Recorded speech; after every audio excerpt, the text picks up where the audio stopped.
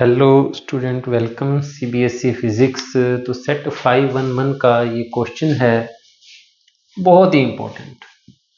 22 में, फिर 24 supplementary exam में, और अब 25 2020, यानी 3 बार तो रिसेंटली आ चुका है और पहले भी बहुत बार आया हुआ होगा ये क्वेश्चन। तो दो चीजें हैं इसमें। पहले तो जो दो चार्जेस पड़े हुए हैं उनकी लोकेशन दे रखी है -300 सेंटीमीटर में और +300। जो -3 पर पड़ा है 5 माइक्रोकूलम और यहाँ पड़ा है -1 माइक्रोकूलम, और इनके बीच का गैप हो गया वैसे 6 सेंटीमीटर। पहले एक्सटर्नल इलेक्ट्रिक फील्ड नहीं था, तो उनकी कुछ ना कुछ इस सिस्टम की पोटेंशियल एनर्जी है, वो है। फिर इलेक्ट्रिक फील्ड की वजह से इस सिस्टम की पोटेंशियल एनर्जी एक नई पोटेंशियल एनर्जी बन जाएगी। वो पूछता है कई बार, तो मोस्टली तो जो एनसीईआरटी में सॉल्व क्वेश्चन है उसमें तो उसने टोटल पोटेंशियल एनर्जी पूछ रखी है सिस्टम की। इसमें इसने पूछ लिया calculate change in electrostatic energy of the system due to electric field. तो हमें सिर्फ इलेक्ट्रिक फील्ड के कारण क्या एनर्जी इसकी चेंज हुई वो देखनी है। तो अगर वैसे ये मैं बात वैसे नॉलेज के लिए बता रहा हूं कि सिस्टम की पहले पोटेंशियल एनर्जी जो है वो इन दोनों चार्जेस के इंटरेक्शन के कारण है। वो है Q1 Q2 4πε0 और R, जो कि हमारा रूटीन का एक फार्मूला है total potential energy of the system का। 3 चार्जेस होंगे तो 2 टर्म आ जाएंगी, एक चार्ज होता तो कोई पोटेंशियल एनर्जी नहीं होती। तो यहाँ वैसे जनरल कैलकुलेट करके दे रहा हूं मैं आपको कि कितनी पोटेंशियल एनर्जी इनिशियली थी। माइनस का साइन ये सिर्फ इस वजह से है, ये -1 कूलम चार्ज की वजह से। 2 चार्ज माइक्रो कूलम में है तो -12 हो जाएगा। 1/4πε की वैल्यू 9 × 10⁹ और R जो इन दोनों के बीच का डिस्टेंस हो गया 6 सेंटीमीटर, और प्लस का 6 सेंटीमीटर 6 × 10⁻²। माइनस का 2 पर जाके प्लस का 2 हो जाएगा, तो ये हो जाएगा 9 और 2 11, तो -45/6। माइनस का सिस्टम का मतलब अट्रैक्शन के कारण, रिपल्शन के कारण प्लस में आ जाएगी पोटेंशियल एनर्जी, अट्रैक्शन के कारण माइनस में। 11 में से 12 हो गए तो -1, तो इसको थोड़ा सा और सोल्व कर सकते हैं। आप सोल्व करके रख रखे हैं मैंने। ये आ जाएगा 0.75 जूल माइनस में।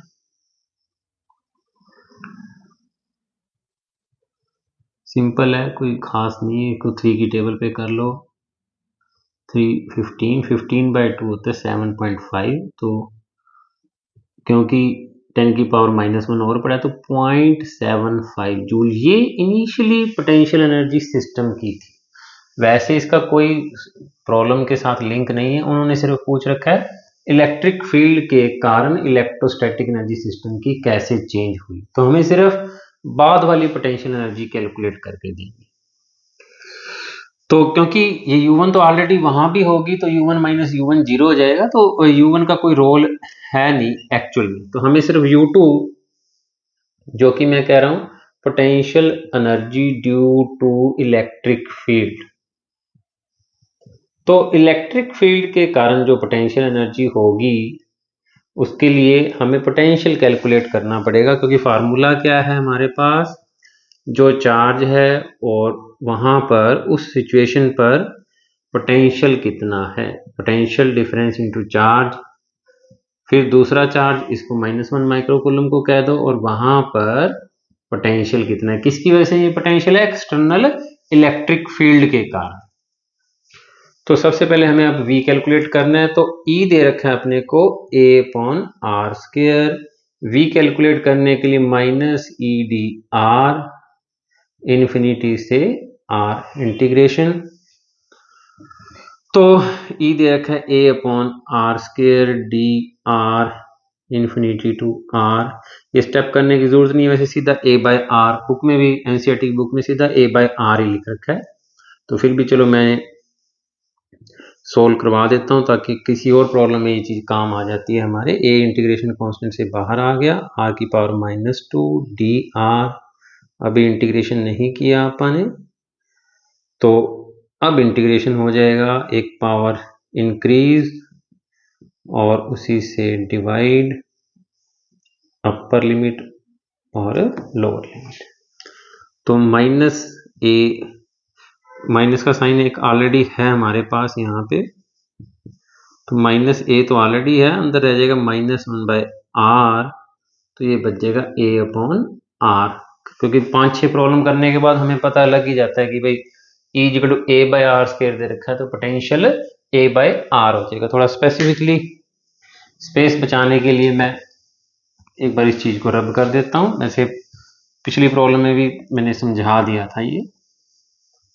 तो पोटेंशियल आ गया हमारे पास, यानी पोटेंशियल डिस्टेंस के साथ वेरी करता है a/r। तो हमारे पास दो लोकेशन है पोटेंशियल की, एक तो ये -300, एक +300। तो दोनों लोकेशंस पर हम पोटेंशियल देखेंगे और ये फार्मूला यूज करेंगे, इलेक्ट्रिक फील्ड के कारण जो पोटेंशियल एनर्जी। तो U2 पहला चार्ज आप 5 माइक्रोकूलम कह देते हैं, और वहां पर जो पोटेंशियल होगा वो होगा a/r। r कितना है 300 या 3, प्लस दूसरी सिचुएशन में है -1 × 10⁻⁻6 a/r, जो कि r उस सिचुएशन में R1 और R2 लिख देते हैं क्योंकि ये V1 और V2। R1 यहाँ देखिए, तो पहले मैग्नीट्यूड, क्योंकि a का कितना दिया हुआ है अपने क्वेश्चन में 3 × 10⁵/r। r कितना है इस सिचुएशन में 3 × 10⁻², उस लोकेशन पर पोटेंशियल की वैल्यू। और यहाँ पर ये -1 × 10⁻⁻6 3 × 10⁵/r2, फिर सेंटीमीटर को मीटर में चेंज करना होगा।